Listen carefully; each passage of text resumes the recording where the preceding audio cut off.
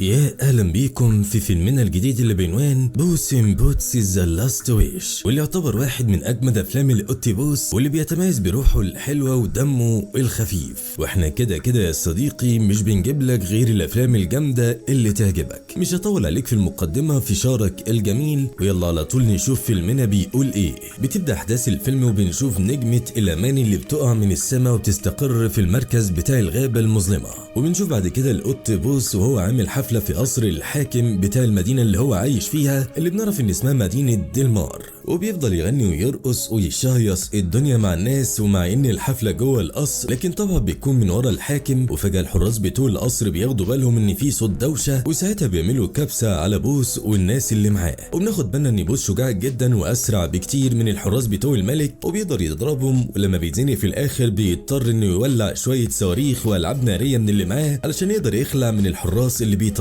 لكن المشكله يا معلم ان الصواريخ دي لما انفجرت صحت وحش كان نايم جنب القصر اسمه وحش دلمار النائم، وما تعرفش بقى الوحش ده اتنرفز انه صحي ولا كان عايز يكمل نوم ولا ايه الدنيا، لان صحي يا معلم من النوم متنرفز على الاخر، وقام دشمل اغلب الناس اللي كانوا في القصر، وكان معاه جذع شجره كبير جدا تقريبا كان عامله شنطه للسوق، وخطف ناس كتيره جوه الجذع اللي معاه ده. ولان بوس قط شجاع فبيقرر انه لازم يدافع عن الناس اللي اتخطفوا، وبتبدا معركه كبيره جدا بينه وبين وحش دلمار النائم، وبتستمر المعركه وقت طويل. ورغم ان وحش دلمار كان ضخم جدا واقوى بكتير طبعا من بوس، لكن بوس كان ذكي وقدر يلف الحبل بتاع جرس كنيسه دلمار على رقبه الوحش ورجله ويوقعه وينتصر عليه وينقذ كل الناس اللي الوحش كان خاطفهم. وبيفضل بوس يحتفل بانتصاره، لكن وسط الاحتفال بيتزحلق والجرس الكبير بيقع على دماغه، وساعتها بوس بيفقد الوعي. ونشوف بوس بعد كده وهو نايم عند الدكتور بتاع مدينه دلمار، وبنعرف ان الدكتور ده بيشتغل حلاق وشغلانات تانية كتيره. لكن المشكله ان الدكتور بيقول لبوس على خبر مش لطيف، وهو يا معلم ان بوس باختصار مات. وساعتها بوس بيستغرب جدا وبيقول للدكتور صحي قدامك يا عم وزي الفل، هو انت هتقتلنا ليه؟ لكن الدكتور بيقول له انا عاوزك تفتكر انت مت قبل كده كام مره. وساعتها بوس بيفضل يفتكر شهواته القديمه، وبيكتشف انه مات قبل كده 7 مرات والمره دي هي الثامنه، وده معناه انه فاضل له روح واحده ويموت نهائيا. عايزك تبقى واخد بالك ان في اوروبا والدول المتقدمه القط ب9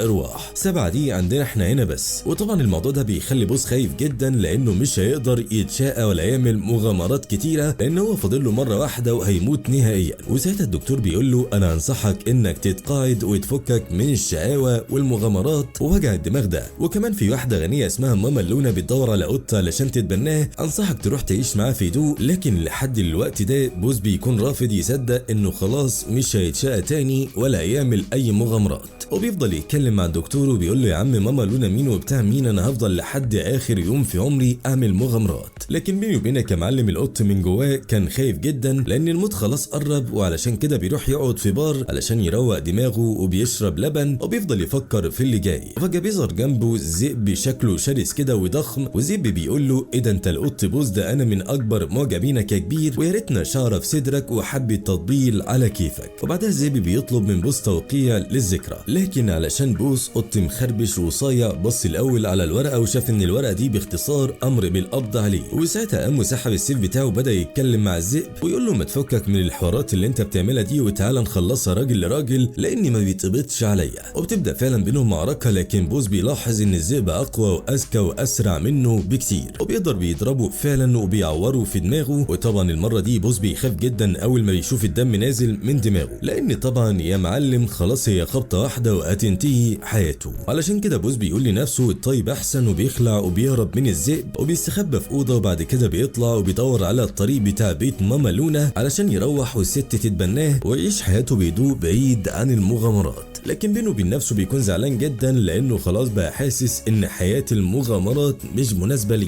وانها خلاص راحت عليه. وبيوصل بوس فعلا للبيت بتاع ماما لونا، اللي بنعرف انه زي مأوى كده بتتجمع فيه الحيوانات الاليفه وبتربيها. وطبعا مش محتاج اقول لك يا معلم قد ايه بوس كانت نفسيته متدمره، لانه مش واخد بقى على العيشه النظيفه دي. وماما لونا كانت فرحانه جدا بيه واخدته وادته الدش ولبسته حاجات جديده، لكن طبعا بوس واخد على حياه الخربشه والمغامرات، عشان كده ما كانش عارف يتاقلم نهائيا مع كل القطط اللي حواليه، كانه كده يا معلم طالب في مدرسه حكوميه وفجاه بقى في مدرسه انترناشونال، لا عارف يتعامل مع حد ولا عارف يتاقلم. ودي حاجه خلت نفسيته تعبانه جدا، وكمان كان زهقان جدا من النومه اللي بينامها هناك، لان القطط القطط بتبقى ملزقه في بعض وما كانش عارف ياكل الاكل اللي بيتحط له، لكن بعد شويه ايام بدا نسبيا يتاقلم والدنيا مشيت. بنروح بعد كده علشان نشوف 4 مجرمين مطلوبين للعداله، وبيكون اول واحده فيهم ست اسمها جولدي ومعاها 3 دببه من اسره واحده، بيكونوا الاب والابن والام، والمشكله اننا بنعرف ان كلهم بيدوروا اصلا على بوس وعايزين يوصلوا له. وبنشوف بعد كده بوس اللي من كتر الكآبه دقنه بتطول، قال يعني كان بيحلقها قبل كده، يلا هنمشي الدنيا. وبنعرف كمان ان من اكتر الحاجات اللي كانت مضايقاه في بيت ماما لونا هي ان مفيش اي قط بيتكلم غيره، لكن فجاه في يوم من الايام بيلاقي قط تاني بيتكلم زيه، ودي حاجه بتديله امل لانه اخيرا لقى حد يتكلم معاه. وبيبدا القط التاني يتكلم مع بوس، وفجاه القط ده بيعترف لبوس انه اصلا مش قط ولكن كلب متنكر. ولما بوس بيساله طب وليه عامل في نفسك كده يا عم انت، وقتها الكلب بيقول له علشان ما كنتش لاقي اكل ولا عندي اصحاب ولا بيت، وكان لازم اعمل نفسي قط علشان اقدر اعيش هنا. وبيفضل الكلب يتحايل على بوس علشان يحكي له قصته، لكن بوس لما بيفضل يرجع بالذاكره ويفتكر حياته بيشوف قد ايه هي حياه كئيبه وكانت كلها مشاكل ووجع قلب. بيطلب من الكلب يسيبه في حاله، وبيدخل بوس ينام وهو حزين ومتضايق. ولما بوس بيصحى بيلاقي ال4 مجرمين المطلوبين للعداله وصلوا فعلا للبيت بتاع ماما لونا علشان يقبضوا عليه، اللي هو تحس كده ان الكره الارضيه كلها ما بقاش وراها حاجه غير انهم عاوزين يقبضوا على بوس. وساعتها جولدي بتهدي الدببه اللي كانوا خلاص هيمسكوا بوس، وبتقول لهم يا جماعه اهدوا خلاص، القط بوس ده قط مخربش وبتاع مغامرات، انما اللي قدامنا ده شكله قط كحيان وغلبان وبتاع بيوت. وبسبب منظر بوس المكتئب الدببه بتقتنع، وبيقولوا فعلا اكيد مش هو ده القط النينجا اللي احنا قلبين الدنيا عليه يعني. ولما جولدي والدببه بيخرجوا من البيت بيلاقوا قبر قريب من البيت ومدفونه فيه الهدوم بتاعت بوس، اللي بنعرف ان ماما لونا اللي دفنتها علشان تلبسه هدوم جديده. وساعتها يا معلم جولدي والدببه بيتاكدوا تماما ان خلاص بوس مات، لكن في الوقت ده بوس بيكون عاوز يعرف بقى ليه كل الناس دي عماله تدور عليه وقلبين عليه الدنيا، وعلشان كده بيستخبى ورا شجره علشان يسمع جولدي والدببه بيقولوا ايه عنه. وقتها بيسمعهم بيتكلموا انهم كانوا بيدوروا على القط اللي اسمه بوس ده علشان يساعدهم ياخدوا نجمه الاماني من واحد كده اسمه جاك هورنر. وبنعرف كمان ان النجمه دي بتسمح للي ياخدها انه يحقق امنيه واحده بس، وهنا طبعا بتلمع عيون بوس وبيقول والله فكره زي الفل، انا المفروض اشوف طريق النجمه دي فين واجيبها علشان اقدر ارجع ارواحي ال8 اللي راحوا مني وارجع بقى للشقاوه والمغامرات بدل الحياه الكئيبه اللي انا عايشها دي. وبيقرر وقتها بوس انه هيخاطر وزي ما تيجي بقى، وطبعا احنا مش ناسين يا معلم انه فاضل له روح واحده وهيموت للابد. وقتها بيقرر انه لازم يعرف الطريق بتاع قصر جاك علشان يروح وياخد النجمه من هناك. وقتها بنشوف بوس وهو بيتكلم مع الكلب اللي بقى صديقه، وبنعرف ان الكلب ده اسمه بيرو، وبيقول له انا يا عم لا قط غلبان ولا بتاع بيوت ولا حاجه. وبيفضل بوس يحكي لبيرو وكل المغامرات بتاعته. وقتها بيرو بيقول له طيب انا عاوز اساعدك توصل للنجمه دي وتحقق اهدافك لانك بجد افضل صديق ليا هنا في البيت. لكن وقتها بوس بيتكلم مع بيرو بيقول له يا عم انت كلب غلبان، خليك هنا تاكل وتشرب وفكك من الجنان بتاعي والشغل اللي انا بعمله ده. وبيمشي بوس من بيت ماما لونا علشان يروح للقصر بتاع جاك هورنر، وبالليل بيوصل هناك فعلا، لكن بيتفاجئ ان الكلب بيرو موجود وجي معاه من غير ما يحسسه، وكل ده علشان يساعده. بيقدر بوس يدخل القصر بتاع جاك من خلال فتحات التهويه، وبيبدا يتصنت على جاك وبيشوفه وهو بيتكلم مع المساعدين بتوعه، وفعلا بتكون معاه نجمه الاماني، وبياخد النجمه علشان يحطها في خزنه صغيره. وبنشوف المساعدين بتوعه هم عمالين يتكلموا معاه، وكمان بنشوف ان جاك ده قدر يسرق حاجات كتيره جدا زي البساط السحري وزي كمان مركب اتعرضت لسحر. وقتها المركب بقت صغيره جدا وكل اللي عليها صغروا وحاجات تانية سحريه وغريبه كتير. وبيقدر بوس بمنتهى الخفه والرشاقه يوصل للمكتب وكمان يفتح الخزنه اللي النجمه متشاله فيها، وبياخد النجمه يا معلم ولسه يمشي هو وبيرو بعد ما خلصوا المهمه وتم المراد. لكن في الوقت ده بتوصل كيتي حبيبه بوس اللي بوس بقاله كتير ما يعرفش عنها حاجه، وبنعرف ان جولدي كانت واخده كيتي علشان تساعدها يوصلوا للنجمه بتاعه الاماني. وطبعا جولدي عمرها ما بتكون لوحدها، وفي اي مكان بتروحه بتبقى واخده معاها الدببه. وطبعا يا معلم ده معناه ان بوس بدل ما هيمشي بعد ما خد اللي هو عاوزه لازم بقى يخوض معركه ويشوف الكلام على ايه مع الناس اللي جم دول. وفعلا بتدور خناقه كبيره جدا بين الاطراف الاربعه اللي موجودين في الاوضه، وخليني اقول لك بسرعه هم مين: بوس وكيتي وجولدي اللي معاها الدببه طبعا، واخيرا جاك. وبعد قتال استمر فترة طويلة بيقدر بوس بمساعدة كيتي انهم يوصلوا للنجمة وبينطوا من الشباك بتاع القصر وبينزلوا على عربية كانت ماشية في الشارع وبيقدروا يهربوا من الناس اللي كانوا بيطردوهم عن طريق ان بوس بيفضل كل شوية يحدف فلوس علشان الناس يتجمعوا عليهم ويعطلوا اللي بيجروا وراهم. وطبعا وقتها جاك مش بيسكت وبيقرر انه يحضر كل الاسلحة السحرية القوية اللي معاه علشان يروح يقبض على بوس وكيتي قبل ما يعملوا اي حاجة بالخريطة اللي معاهم. وفي الوقت ده بيتفاجئ بوس وكيتي ان اللي معاهم دي اصلا مش النجمة السحرية ولكن الخريطة اللي بتأدي للنجمة السحرية. ولما بيفتحوا الخريطة بيعرفوا ان النجمة السحرية موجودة في الغابة المظلمة وده مكان مرعب جدا. لكن طبعا مفيش قدامهم اي حل تاني غير انهم لازم يروحوا الغابة دي علشان يوصلوا فعلا للنجمة يا اما كل اللي عملوه ده مش هيبقى ليه اي لازمة. وبيوصلوا فعلا للمكان بتاع الغابة وبيكون بوابة الغابة شكلها غريب جدا لكن بمجرد ما بيلمسوه بيدخلوا في دوامة وبيفضلوا يتحركوا لحد ما بيوصلوا جوه الغابة. والغريب ان الغابة من جوه شكلها بيكون حلو جدا ومليانة ورود ومناظر جميلة.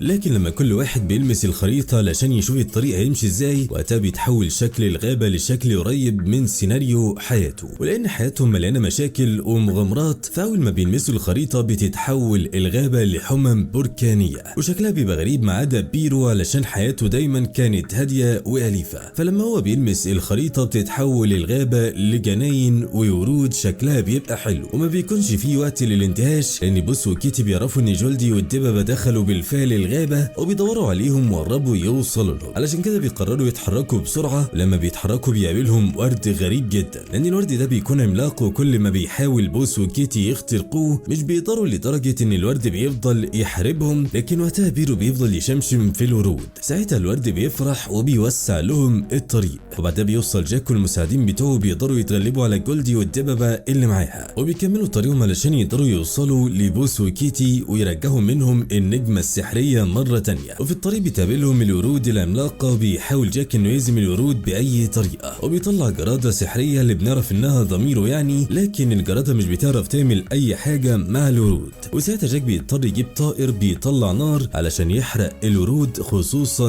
ان الورود قتلوا كتير من المساعدين بتوعه. وفي الوقت ده بيكون كيتي وبوس وبيرو موجودين في قارب علشان يقدروا يعدوا البحيرة ويكملوا طريقهم اللي الخريطة دلتهم عليه. وبوس بيكون متضايق جدا من دقنه وبيطلب من كيتي انها تاخدها له وشين كده على السريع وفعلا كيتي بتحلاله دقنه ودي حاجة بتفرحه جدا. وبعد كده كيتي بتديله الخنجر اللي حلقت له بيه دقنه هدية. ولان اي مغامرة لازم يكون فيها واحد اهبل بنشوف بيرو اللي بينط فجأة من القارب وساعتها كيتي وبوس بيروحوا بسرعة علشان يدوروا عليه وفعلا بيلاقوه بس للاسف بيكون مقبوض عليه من رجالة جاك. وجاك بيرضى عليهم عرض جميل بيقول لهم هاتوا الخريطة اللي معاكم بالذوق بدل ما اقتل لكم صاحبكم. وقبل ما بوس وكيتي يقرروا هيعملوا ايه فجأة بتوصل جولدي والدببة اللي معاها اللي بيخبطوا العربية بتاعت جاك والمساعدين بتوعه. ووقتها بيرو بيقع وبيخلع من جاك وبيبدأ جاك يضرب كل الناس اللي حواليه بأسهم كده على شكل قرون وبناخد بالنا ان اي حد بتيجي فيه الاسهم بيتحول لزينة. وبتستمر المعركة وبوس بيخاف جدا لما بيلمح في وسط المعمعة دي الذئب اللي كان بيطارده من اول الفيلم. وفي النهاية بتوع الخريطة في ايد جولدي وبمجرد ما بتلمسها المكان من حواليها بيتزلزل وساعتها جولدي بتقول ما بديهاش بقى وبتاخد الخريطة والدببة وبيخلعوا بسرعة من المكان. وبنشوف بعد كده بوس اللي اول مرة يفتح قلبه لبيرو وبيقول له انا اقول لك ليه يا صديقي انا بعمل كل ده من الاخر كده انا فاضل لي حياة واحدة وعاوز ارجع النجمة دي علشان ارجع ب9 ارواح تاني بس من فضلك ما تقولش الكلام ده لكيتي لانها عمرها ما هتثق فيا. لما بيرو بيسأله ليه يعني يا معلم دي شكلها بتحبك جدا وقتها بوس بيقول له لاني زمان كسرت قلبها وسبتها يوم فرحنا وخلعت علشان اعمل مغامرة. وبناخد بالنا ان كيتي اصلا كانت واقفة وسمع الحوار ده كله لكن بعدها دخلت عليهم وعملت نفسها ولا كأنها سمعت اي حاجة. وبينه وبينكم كده رغم ان كيتي زعلانة من بوس بسبب الحوار القديم لكن بناخد بالنا انها لما سمعت الكلام بتاع بوس وانه خلاص فاضل له روح واحدة صعب عليها جدا. وبتتكلم كيتي مع بوس وبيرو بتقول لهم لازم ننجز نفسنا بسرعة ونشوف حالنا لان الخريطة ضاعت. وبتعرفوا ان جولدي والدببة سرقوا الخريطة وبروح لجولدي والدببة اللي معاه وبنشوفهم قد ايه فرحانين بالخريطة لانهم خلاص قربوا يوصلوا. لكن فجأة بيلاقوا الخريطة مكتوب عليها علشان تحقق امنيتك لازم تكون عارف هدفك اللي انت بتسعى له اصلا لانه ممكن جدا يكون قدامك وانت مش واخد بالك.